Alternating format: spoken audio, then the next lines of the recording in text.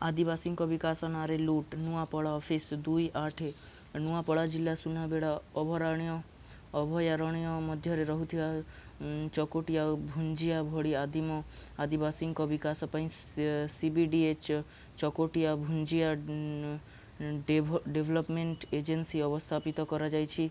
हेले वनवासी अज्ञतार सुजोग नहीं चिंगुड़ी फिंगी सोल मारिबा न्याय अधिकारी माने शीतताप नियंत्रित रूम रे बसी एही योजन आसुथिया कोटी कोटी टंका लुट करुथिबा अभियोग होईछि।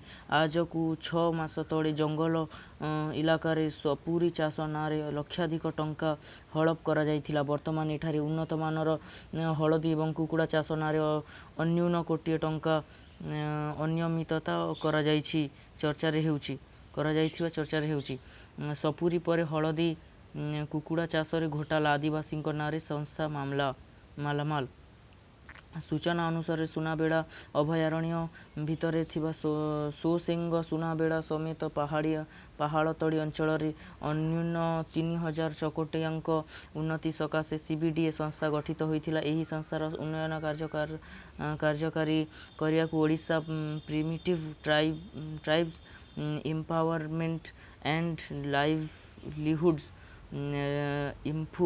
इम्प्रूवमेंट प्रोग्राम OPELIP एवं जिला बाहर एक संस्था integrated agency for education environment and technology IIET सह सीबीडीए सहबंधित एमाने निज पक्षरु निज उपर दोष चलाइबाकू जंगल भितर थिबा वनवासी को नहीं गोटे लेखाएं गाँ विकास कमिटी गठन करछंती। ना को मात्र कमिटीर अनुमोदन नहीं लक्षाधिक टंका उठाण करा जायछि एवं आगधाड़ीर किछि लोकंकु हाथ करी एही टंका हड़प करा जाउछि। उदाहरण भावे वर्तमान अनुमोदन होइथिबा हलदी एवं कुकुड़ा चाष को विचार को नेले सबु स्पष्ट जना पड़िबो। एही अंचल रे 25 हेक्टर जमी रे हलदी चाष करबाकू 187 क्विंटाल बिहन किणा जिबा कथा।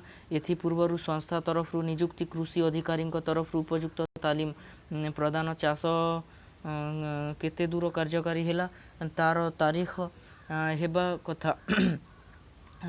हेले अधिकारी एवं कर्मचारी माने नुआपड़ा रे बसी केवल कागज कलम रे योजना को तदारख करुछंती। वर्तमान देखा जाइछि 40 रु 50 बस्ता हलदी सुनाबेड़ार घरे घरे खत खाउछि।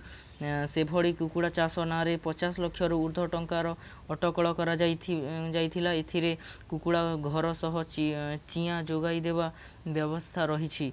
हेले काँ भाँ केतोटी घर तैयारी करा जाइथिबा बेले निम्नमानर चिया जोगाण जोगु अर्धाधिक चिया मरी जाइछंती। ए संपर्क रे सीबीडीए र कृषि अधिकारी परीक्षित चौहान को पचारियारु मु अजाणତରେ ସବୁ କାମ ହେଉଛି ବୋଲି ସେ କହିଛନ୍ତି।